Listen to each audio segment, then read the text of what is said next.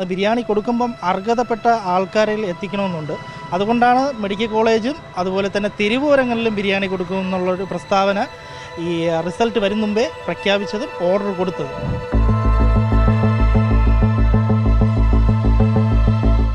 അതായത് പിണറായി സർക്കാരിൻ്റെ പോലീസിൻ്റെ ക്രൂരമർദ്ദനങ്ങൾ ഞാൻ ഏറ്റുവാങ്ങിയിട്ടുണ്ട്. എൻ്റെ 2 കൈയും 1 കാലും അടിച്ചൊടിക്കുന്ന നില തന്നെ ഉണ്ടായിട്ടുണ്ട്.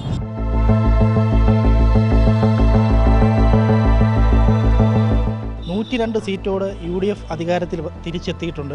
ബിരിയാണി കൊടുക്കുന്നത് ഞങ്ങളുടെ ഒരു സന്തോഷത്തിൻ്റെ പുറത്താണ് നമ്മൾ ബിരിയാണി കൊടുക്കാമെന്ന് തീരുമാനിച്ചത്.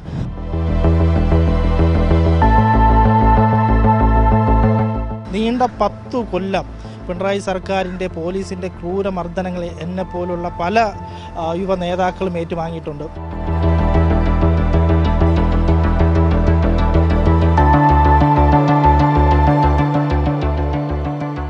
നമസ്കാരം.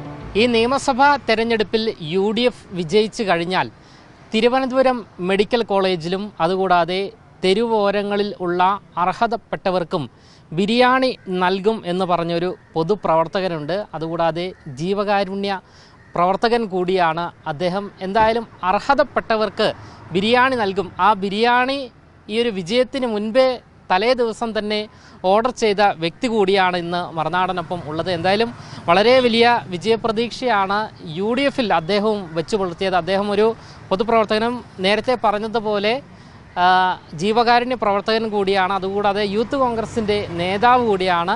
വേറെ ആരുമല്ല, തിരുവനന്തപുരത്ത് നമുക്ക് നിരന്തരം കാണുവാൻ സാധിക്കുന്ന ജീവകാരുണ്യ പ്രവർത്തനങ്ങളിൽ വളരെ സജീവമായി കൊണ്ടിരിക്കുന്ന ആളാണ്. വേറെ ആരുമല്ല, അജു കെ മധുവാണ്. UDF ഭരണം പിടിച്ചാൽ അല്ലെങ്കിൽ വിജയിച്ചു കഴിഞ്ഞാൽ ബിരിയാണി ഓർഡർ ചെയ്ത ആളാണ്. മുൻപേ ബിരിയാണി ഓർഡർ ചെയ്തിരിക്കുന്നു തിരുവനന്തപുരം മെഡിക്കൽ കോളേജുകളിലേക്കും അതുകൂടാതെ തെരുവോരങ്ങളിലേക്കും. വിജയം നേടിയിരിക്കുന്നു. ബിരിയാണി ആദ്യം ഓർഡർ ചെയ്തു അല്ലേ? ഉറപ്പായിട്ടും നമുക്ക് വിജയം 100% ഉറപ്പായിരുന്നു. 102 സീറ്റോട് UDF അധികാരത്തിൽ തിരിച്ചെത്തിയിട്ടുണ്ട്. ബിരിയാണി കൊടുക്കുന്നത് ഞങ്ങളുടെ ഒരു സന്തോഷത്തിൻ്റെ പുറത്താണ് നമ്മൾ ബിരിയാണി കൊടുക്കാമെന്ന് തീരുമാനിച്ചത്. അത് ബിരിയാണി കൊടുക്കുമ്പം അർഹതപ്പെട്ട ആൾക്കാരിൽ എത്തിക്കണമെന്നുണ്ട്. അതുകൊണ്ടാണ് മെഡിക്കൽ കോളേജും അതുപോലെ തന്നെ തെരുവോരങ്ങളിലും ബിരിയാണി കൊടുക്കുമെന്നുള്ളൊരു പ്രസ്താവന ഈ റിസൾട്ട് വരും മുമ്പേ പ്രഖ്യാപിച്ചതും ഓർഡർ കൊടുത്തതും. ബിരിയാണിക്ക് എണ്ണ എന്തെങ്കിലും ഉണ്ടോ? എണ്ണമൊന്നുമില്ല. ഇപ്പോൾ 1000-ൽ പരം ബിരിയാണികൾ നമ്മൾ കൊടുക്കുമെന്നുള്ളൊരു തീരുമാനത്തിലാണ് എത്തിയിരിക്കുന്നത്. ഈ മുഖ്യമന്ത്രി സ്ഥാനം ഏറ്റെടുക്കുന്ന അന്ന് തന്നെ തെരുവോരങ്ങളിലും അതുപോലെ തന്നെ മെഡിക്കൽ കോളേജിലും ബിരിയാണി വിതരണം നടത്തുന്നതിനുള്ള തീരുമാനത്തിലാണ്. അതായത് ഈ വിജയത്തിന് ശേഷം പ്രതിപക്ഷ നേതാവ് VD സതീശൻ പറഞ്ഞിരുന്നു, അതായത് മുൻ മുഖ്യമന്ത്രി ഉണ്ടായിരുന്ന കാലത്ത്, അതായത് പിണറായി വിജയൻ്റെ ഭരണകാലത്ത് യൂത്ത് കോൺഗ്രസ് പ്രവർത്തകർക്ക് നിരവധി മർദ്ദനങ്ങൾ, അതായത് പോലീസിൻ്റെ ഭാഗത്തു നിന്നും ചെടിച്ചട്ടി ഉപയോഗിച്ചുള്ള രക്ഷാപ്രവർത്തനം വരെ ഉണ്ടായിട്ടുണ്ട്. എന്തായാലും ആ ഒരു പോലീസിൻ്റെ ക്രൂരമർദ്ദനത്തിന് ഇരയായ ഒരാളാണ്. അപ്പോൾ ഈ ഒരു സാഹചര്യത്തിൽ എന്താണ് പറയാനുള്ളത്? 2 കൈകളൊക്കെ അടിച്ചൊടിച്ച സാഹചര്യങ്ങളൊക്കെ ഉണ്ടായി. രമേശ് ചെന്നിത്തല പ്രതിപക്ഷ നേതാവായിരുന്ന സമയത്ത് പിണറായി സർക്കാരിൻ്റെ ആദ്യ കാലഘട്ടം, അതായത് ഞാനന്ന് KSUവിൻ്റെ ബ്ലോക്ക് പ്രസിഡൻ്റ് ആയിരുന്ന ടൈമിൽ, അതായത് പിണറായി സർക്കാരിൻ്റെ പോലീസിൻ്റെ ക്രൂരമർദ്ദനങ്ങൾ ഞാൻ ഏറ്റുവാങ്ങിയിട്ടുണ്ട്. എൻ്റെ 2 കൈയും 1 കാലും അടിച്ചൊടിക്കുന്ന നില തന്നെ ഉണ്ടായിട്ടുണ്ട്. അതുപോലെ തന്നെ കരിങ്കൽ തടവിലാക്കുന്നതും കൂടാതെ തന്നെ ഈ പോലീസ്, അതായത് നമ്മളെ എവിടെ വെച്ച് കണ്ടാലും ഈ സമരങ്ങളിൽ നമ്മളെ ടാർഗറ്റ് ചെയ്തുകൊണ്ട് മർദ്ദിക്കുന്ന ഒരു സംഭവം ഉണ്ടായിരുന്നു. അന്ന് നമുക്കറിയാൻ പറ്റും, ഈ കൺട്രോൾമെൻറ്റ് സ്റ്റേഷനിൽ നമ്മൾ നിരവധി തവണ ഉപരോധങ്ങളും സംഘടിപ്പിച്ചിട്ടുണ്ട്. അതുപോലെ സെക്രട്ടേറിയറ്റ് മാർച്ച്, നിയമസഭാ മാർച്ച്, അതിലൊക്കെ നമ്മളെ ഈ പോലീസുകാർ ഇങ്ങനെ ടാർഗറ്റ് ചെയ്യും. ഇന്ന ആളിനെ നമ്മൾ സമരത്തിനകത്ത് ഉണ്ടെങ്കിൽ തന്നെയും നമ്മളെ തന്നെ ടാർഗറ്റ് ചെയ്ത് മർദ്ദിക്കുന്ന സംഭവങ്ങൾ പലതും ഉണ്ടായിട്ടുണ്ടായിരുന്നു. നേതാക്കളൊക്കെ വന്ന് കണ്ടിരുന്നു? ഉറപ്പായിട്ടും നേതാക്കന്മാർ നമ്മളെ ഒരുപാട് സപ്പോർട്ട് ചെയ്തിട്ടുണ്ടായിരുന്നു. രമേശ് ചെന്നിത്തലയായാലും VD സതീശനായാലും അന്ന് മരണപ്പെട്ടു പോയ ഉമ്മൻചാണ്ടി സാറും അവരൊക്കെ നമുക്ക് ഒരുപാട് സപ്പോർട്ടുകൾ നമ്മൾ തന്നിട്ടുണ്ടായിരുന്നു. നീണ്ട 10 കൊല്ലം പിണറായി സർക്കാരിൻ്റെ പോലീസിൻ്റെ ക്രൂരമർദ്ദനങ്ങൾ എന്നെപ്പോലുള്ള പല യുവ നേതാക്കളും ഏറ്റുവാങ്ങിയിട്ടുണ്ട്. ആ മർദ്ദനത്തിൻ്റെ ഒരു ഒരു മധുര പ്രതികാരം എന്ന് പറയാൻ പറ്റും നമ്മൾ ഈ ബിരിയാണി ഓർഡർ ചെയ്തത്. അന്ന് കൈകൾ ഒടിഞ്ഞിരുന്ന, എല്ല് പൊട്ടിയിരുന്നു. എനിക്ക് അന്ന് അടി കൊണ്ടതിൻ്റെ ഒരു ആഘാതം ഇപ്പോഴും ഉണ്ട്. എനിക്കിപ്പോൾ നടക്കാൻ പറ്റത്തില്ല.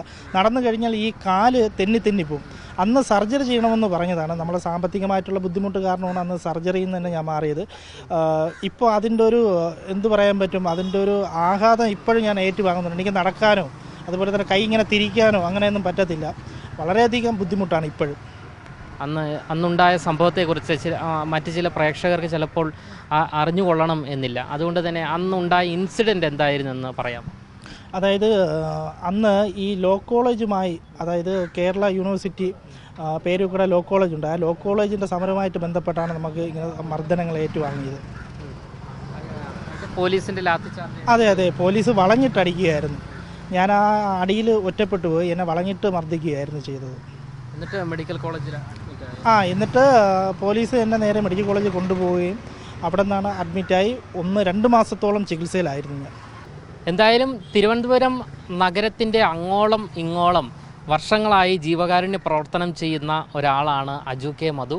അദ്ദേഹമാണ് നിലവിലിപ്പോൾ UDFൻ്റെ വിജയം മുൻകൂട്ടി കണ്ടു എന്ന് വേണം പറയാൻ. അതിനു പിന്നാലെയാണ് ഇത്തരത്തിൽ ബിരിയാണി ഓർഡർ ചെയ്തത്. വരും ദിവസങ്ങളിൽ ആ ബിരിയാണി അർഹതപ്പെട്ടവരുടെ കൈകളിലേക്ക് എത്തും എന്നുള്ള ഉറപ്പും അദ്ദേഹം നൽകുകയാണ്. ക്യാമറമാൻ അഖിൽ അശോകിനൊപ്പം അമൽ രുദ്ര, മറുനാടൻ മലയാളി, തിരുവനന്തപുരം.